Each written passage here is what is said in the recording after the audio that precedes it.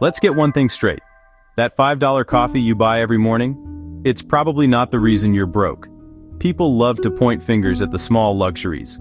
They say, if you just skipped your daily latte, you'd save $1,825 a year. And technically, they're not wrong with the math, but they are completely missing the bigger picture. This idea, often called the latte factor, is a distraction.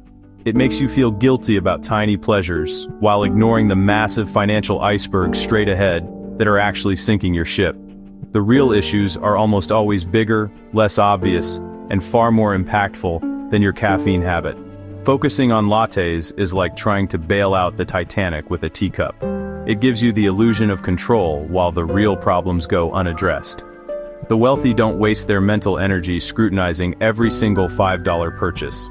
Instead, they focus their attention on the big three: housing, transportation, food. Everything in your financial life begins right between your ears. It starts with your mindset. Most people operate from what's called a scarcity mindset. They see the world as a finite pie, and if someone else gets a big slice, that means there's less for them. This perspective breeds fear, jealousy, a defensive approach to money. They think, I need to hold on tightly to what I have because there isn't enough to go around. This fear prevents them from taking calculated risks, from investing in themselves, from seeing opportunities that are right in front of them. It's a self-fulfilling prophecy of staying small. On the flip side, the wealthy almost universally operate from an abundance mindset. They see the world as a place full of opportunities, and they believe that value can be created out of thin air. They don't see another person's success as their loss, they see it as inspiration or a potential opportunity for collaboration. Instead of thinking, I can't afford that, they ask, how can I afford that? This simple shift in language opens up the brain to problem solving. It turns a closed door into a puzzle waiting to be solved. One of the most powerful forces keeping people broke is the siren song of instant gratification. We live in a world designed to give us what we want, right now. One-click ordering, buy now, pay later schemes, targeted ads that know our deepest desires. It's harder than ever to resist. The broke mindset prioritizes feeling good today over being secure tomorrow. Financing the newest smartphone, leasing a car you can't really afford, putting a vacation on a credit card. Each of these decisions provides a short-term dopamine hit, but adds a long-term financial burden. The wealthy, on the other hand, are masters of delayed gratification. This doesn't mean they live like monks. It means they understand the power of waiting. They know that the dollar they don't spend today can be invested and turned into $5, $10, $100 tomorrow. They are willing to drive a 10-year-old car, live in a modest house, and wear a simple watch while they pour their resources into assets that build wealth. They get their dopamine hit not from buying things, but from watching their net worth grow on a spreadsheet. Consider the classic story of Warren Buffett.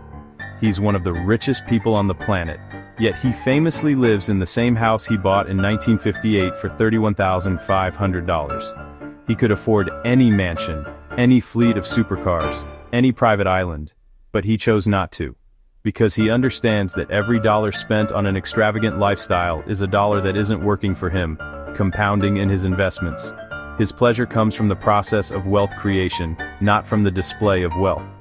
Before making a significant purchase, ask, will this purchase move me closer to or further from my financial goals? What could this money become if I invested it instead? That $1,200 new phone, invested with a 10% average annual return, could be worth over $20,000 in 30 years.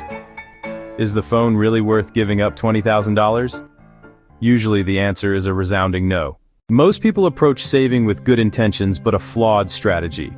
They follow the formula, income minus expenses equals savings. They get their paycheck and pay all their bills. Rent, utilities, car payments, groceries, entertainment, then try to save whatever is left. The problem? There's almost never anything left over. Life happens.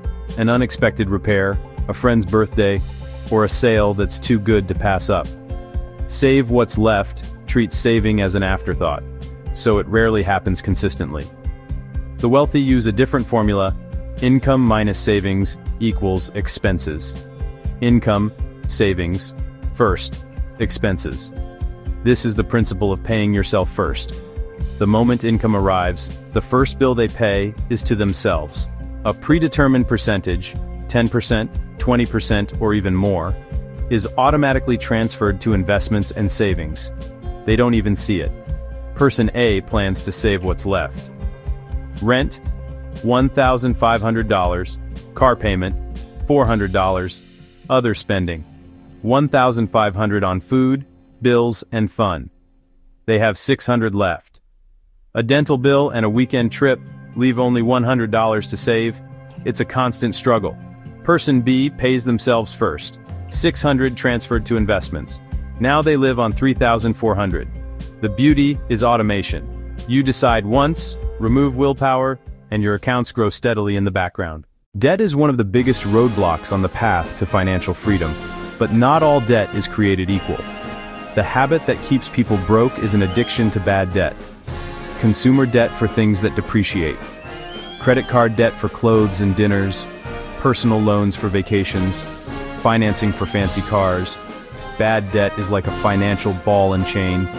You're paying interest on something worth less every day.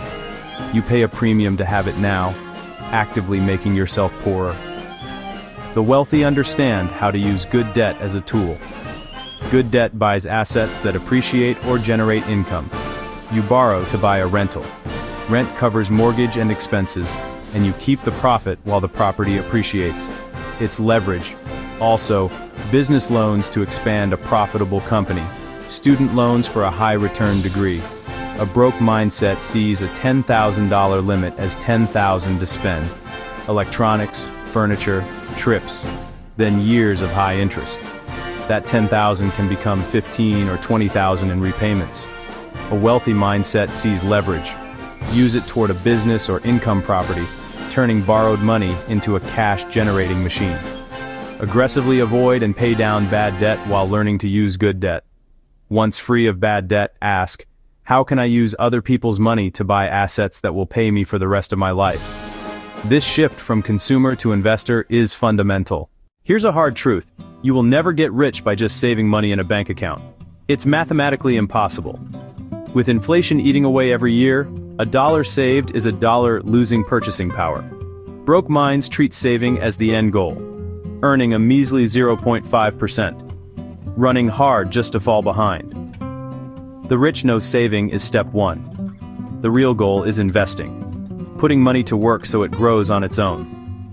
They deploy cash like an army into stocks, bonds, real estate, and businesses. They understand compound interest, supposedly the eighth wonder of the world, where returns earn returns, creating an unstoppable snowball. Save $500 a month, at 1%, won $210,000 after 30 years, in a low-cost index fund at 10%, over $1.1 million. Nearly $900,000 difference. Markets are volatile, but the risk of not investing is greater. Inflation erodes with certainty. The global market going to zero is nearly zero.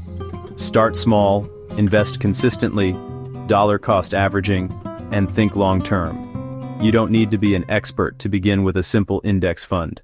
One of the most precarious financial positions you can be in is relying on a single source of income. One job, one paycheck, one pillar. Lose it to layoff, illness, or collapse, and income drops to zero. Trading all your time for one stream means one bad day from crisis. The rich build multiple streams of income. Diversify earnings, rental income, dividends, royalties, profits from a side business. If one dries up, others keep you afloat. Like farming, plant only corn and a blight wipes you out. Plant corn, potatoes, beans, tomatoes, resilience. The wealthy plant in many fields. Start small. A channel, freelance weekends, a dividend-paying stock. Decouple time from money. Build systems and own assets that pay even when you aren't working. The first paycheck is for living. The second, the third, and the fourth are for building true, lasting wealth. We've covered a lot of ground. Mindset, spending, saving, investing, debt, income, education. It can feel overwhelming. You might think, great, but I'm so far behind. Where do I even begin? The answer is simpler than you think. You don't need to change everything overnight. The secret is to pick one habit, just one, and start today. The goal is not perfection. The goal is momentum. The power lies in a small, deliberate step. If you're drowning in credit card debt, stop using the card and pay an extra $50 a month.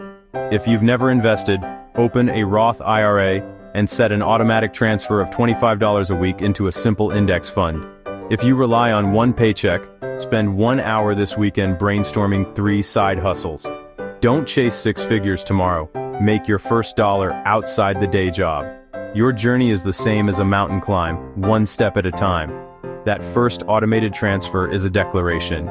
It's you taking control. It's a vote for your future self. So, what is your one thing? Decide now. Pick one. Write it down. Do it today. Your future self will thank you for it.